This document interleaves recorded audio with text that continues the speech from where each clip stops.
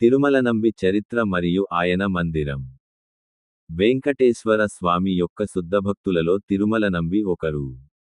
తిరుమలనంబి 973లో జన్మించిరి. ఈ తిరుమలనంబిని శ్రీశైలపూర్ణులు అని కూడా అంటారు. తిరుమలనంబి యొక్క గురువు యామునాచార్య. వెంకటేశ్వర స్వామి యొక్క సేవ కొరకు తిరుమలనంబిని యామునాచార్య వెంకటాచలం పంపించారు. తిరుమలనంబి వెంకటేశ్వర స్వామి మందిరం ప్రక్కన ఒక ఇల్లును నిర్మించుకొనిరి. అక్కడ నివసిస్తూ ప్రతిరోజు పాపనాశనం నుండి నీళ్లను తీసుకువచ్చి వెంకటేశ్వర స్వామికి అభిషేకం చేసి పుష్పాలతో అలంకరించేవారు. ఒకరోజు తిరుమలనంబి పాపనాశనం నుండి నీళ్లను తీసుకువస్తుంటే వెంకటేశ్వర స్వామి బాలుని రూపంలో తిరుమలనంబికి ఎదురు వచ్చి, తాత దాహంగా ఉన్నది, నీళ్లు కావాలి అని అడిగెను. తిరుమలనంబి, ఈ నీళ్లు పాపనాశనం నుండి వెంకటేశ్వర స్వామి కోసం తీసుకువెళుతున్నాను. నీకు ఈ నీళ్లను ఇస్తే అపవిత్రం అవుతాయి.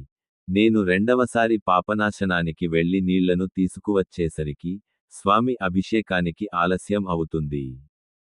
కావున నీవు పాపనాశనానికి వెళ్లి నీళ్లను త్రాగు అని తెలిపి వెళ్లసాగెను. బాలుని రూపంలో ఉన్న స్వామి వెనుక నుండి బాణంతో కుండకు రంధ్రం చేసి నీళ్లను త్రాగేను. జరిగిన సంఘటనకు తిరుమలనంబి దుఃఖిస్తుండగా బాలుడు కొండకు బాణం వేసి కొండ నుండి నీళ్లు రప్పించేను. బాలుడు తిరుమలనంబితో, తాత, ఇక నుండి పాపనాశనం నుండి నీళ్లను తీసుకురావలసిన అవసరం లేదు. ఈ కొండ నుండి వచ్చే నీళ్లను వెంకటేశ్వర స్వామి కొరకు తీసుకువెళ్ళు అని తెలిపి తిరుమలనంబి చూస్తుండగానే అదృశ్యం అయ్యేను. బాలుని రూపంలో వచ్చింది వెంకటేశ్వర స్వామి అని నిర్ధారణ చేసుకొని ఆనాటి నుండి ఆ నీళ్లనే తిరుమలనంబి తీసుకువెళ్ళేను. కొండ నుండి నీరు వచ్చినందువలన ఆ నీటికి ఆకాశగంగ అని పేరు వచ్చెను.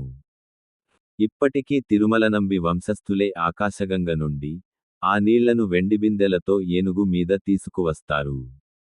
ఆకాశగంగ ఆవిర్భవించిన రోజున వెంకటేశ్వర స్వామి ఉత్సవ విగ్రహాన్ని ఆకాశగంగకు తీసుకువెళ్లి అక్కడ స్వామికి ఉత్సవాన్ని జరుపుతారు. రామానుజాచార్య ఒకసారి 1 సంవత్సర కాలం పాటు తిరుపతిలోని కపిలతీర్థంలో ఉండిరి. ఆ సమయంలో తిరుమలనంబి ఉదయం వెంకటేశ్వర స్వామిని సేవించి తిరుమల నుండి తిరుపతికి వచ్చి రామానుజాచార్యకు రామాయణాన్ని తెలిపి సాయంత్రానికి తిరుమల వెళ్లేవారు. అయితే మధ్యాహ్నం వెంకటేశ్వర స్వామిని దర్శించలేకపోతున్నందుకు తిరుమలనంబి బాధపడసాగిరి. ఈ విషయానికి గ్రహించిన వెంకటేశ్వర స్వామి అలిపిరిలోని కొండను ఎక్కే మెట్ల దగ్గర తన పాదాల గుర్తులను ఉంచి, ఆ పాదాలను దర్శిస్తే నన్ను దర్శించినట్లే అని తిరుమలనంబితో తెలిపిరి. తిరుమలనంబి ఎంతో సంతోషించి ప్రతిరోజూ మధ్యాహ్నం ఆ పాదాలను దర్శించి పూజించేవారు. ఒకసారి తిరుమలనంబి శిష్యుడు వెంకటేశ్వర స్వామికి సమర్పించే పూలమాలను ధరించెను. వెంకటేశ్వర స్వామి తిరుమలనంబి కలలో కనిపించి జరిగింది ఆయనకు తెలిపెను. తిరుమలనంబి తన శిష్యుని మందలించి, ఈనాటి నుండి ఎవరు ఈ కొండమీద వెంకటేశ్వర స్వామికి సమర్పించిన మాలలను కూడా వాడరాదు అని తెలిపి వెంకటేశ్వర స్వామికి సమర్పించిన పూలమాలలను దేవతల కోసం బావిలో వేసే ఏర్పాటు చేశారు. తిరుమలనంబి శరీరాన్ని వదిలేటప్పుడు వెంకటేశ్వర స్వామితో, ఓ స్వామి, నేను మా గురువు యామునాచార్య ఆదేశానుసారం మీకు సేవ చేశాను. ఇక నేను శరీరాన్ని వదులుతున్నాను. నేను మీ సేవలో ఏమైనా తప్పులు చేసి ఉంటే నన్ను క్షమించండి అని ప్రార్థించారు. అక్కడి భక్తులందరితో, నేను మీ పట్ల ఏమైనా అపరాధాలు చేసి ఉంటే నన్ను క్షమించండి అని ప్రార్థించి తన శరీరాన్ని వదిలారు.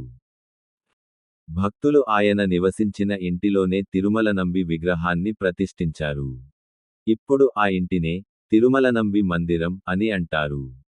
తిరుమలనంబి ఆవిర్భవించిన రోజు వెంకటేశ్వర స్వామి శ్రీదేవి భూదేవి సమేతంగా తిరుమలనంబి మందిరానికి వెళ్లి ఆయనను దీవించి అక్కడ పూజలను స్వీకరించి తిరిగి వచ్చును. ఉత్సవాల సమయాలలో వెంకటేశ్వర స్వామి ఉత్సవ విగ్రహం తిరుమలనంబి మందిరం దగ్గరకు వెళ్ళినప్పుడు వెంకటేశ్వర స్వామి అక్కడ ఆగి తిరుమలనంబిని చూసి బయలుదేరును.